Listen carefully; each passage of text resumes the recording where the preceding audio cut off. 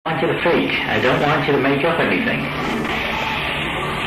You hypnotize me, and whatever I say under hypnosis, or under this truth serum, whatever the hell it is, I will say it when I'm conscious.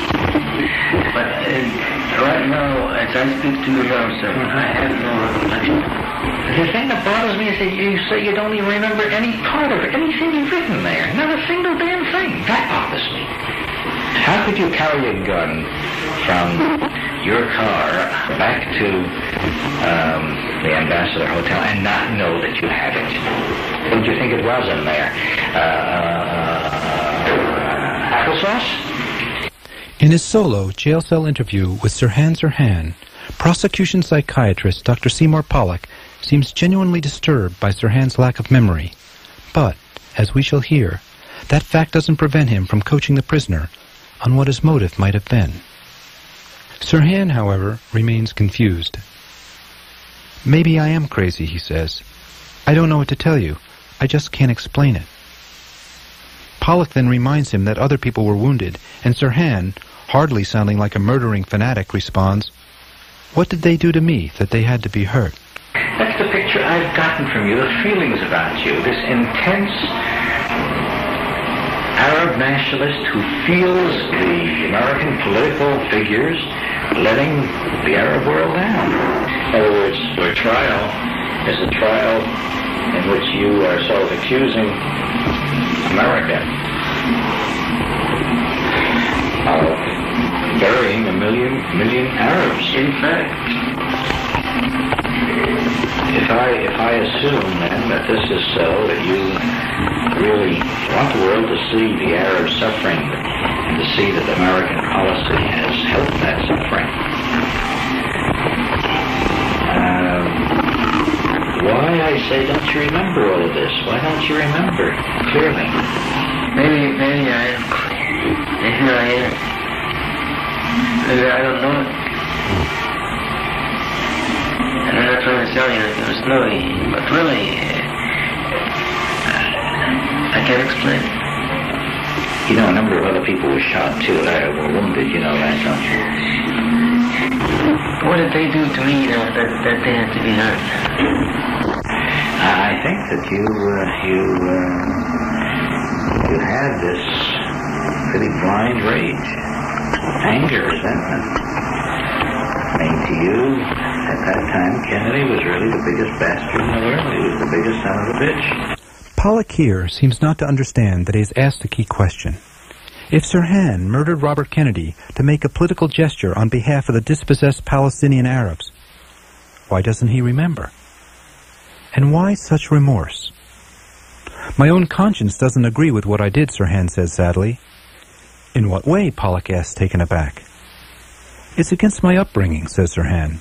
My childhood, family, church, prayers, the Bible and all this, sir.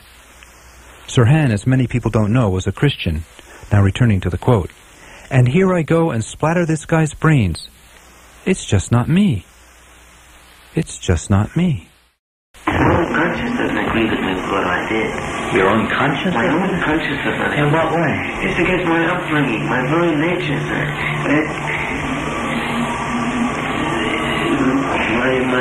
My childhood, you know, my family, the church, and prayer, and the Bible, and all this, thou shalt not kill, and here I go and splatter this guy's brains.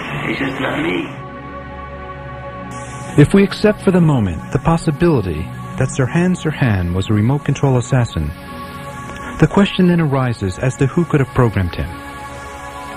Suspicion has fallen in recent years on a small group of West Coast doctors who were active in secret CIA mind control experiments. The most flamboyant of these was the late Dr. William Bryan. Again, Dr. Philip Melanson.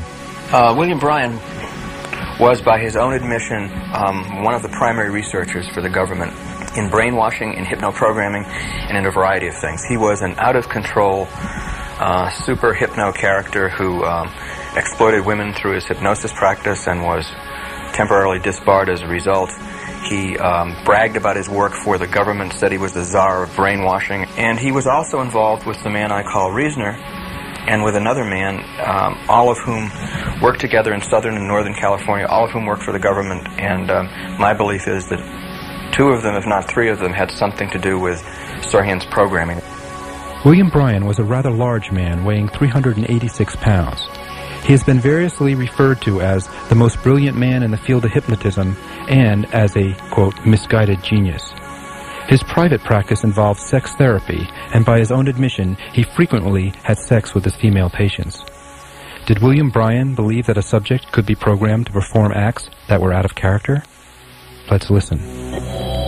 You have to have the person locked up physically, and there is also the use of long-term hypnotic suggestion, probably drugs, whatever, and so on. Under these situations where you have all this going for you, yes, you can brainwash a person to do just about anything.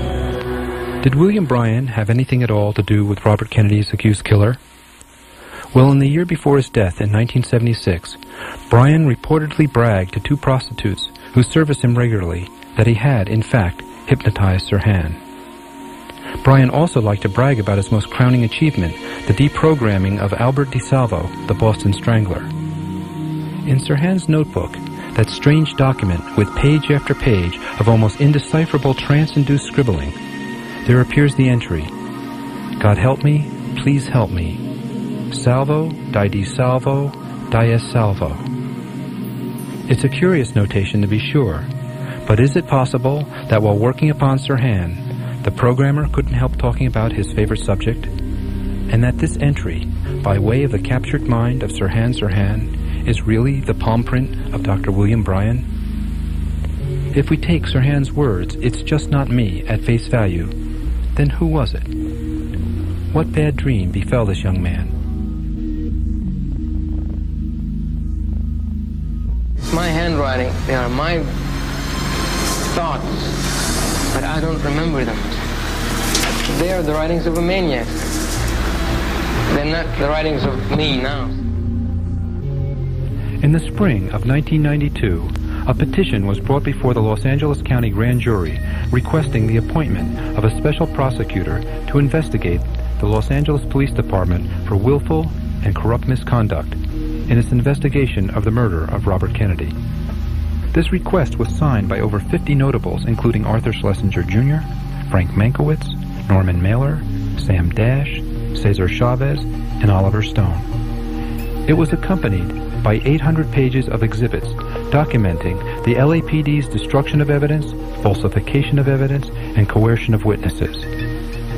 Whether this request will ever be adequately acted upon is uncertain. It is, though, a near certainty that those who conspired to murder Robert Kennedy will never be apprehended or brought to justice. On the other hand, historians a century from now will not have to examine these events through the filter of political expedience. They will see a conspiratorial mosaic, incomplete but unmistakable. I think it's possible to brainwash, manipulate, coerce people to do just about anything. And we see this demonstrated in military training or in the kind of conditioning that people go through when they get involved in cults. And they do things that are certainly way outside of the normal parameters of what they would consider moral. Nowhere was this more evident than in the small South American country of Guyana in the winter of 1978. The place was called Jonestown. On the surface, it appeared to be a gathering of ethnically diverse families assembled by the Reverend Jim Jones to live their dream of a racially harmonious society.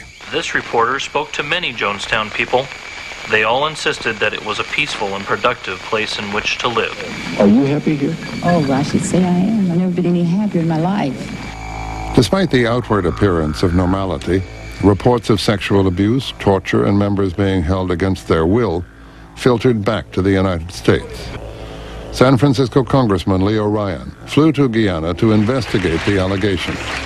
I'm very glad to be here. This is a congressional inquiry. I think that all of you know that I'm here to find out more about questions that have been raised about your operation here. But I can tell you right now that from the few conversations I've had with some of the folks here already this evening, that whatever the comments are, there are some people here who believe that this is the best thing that ever happened to them in their whole life.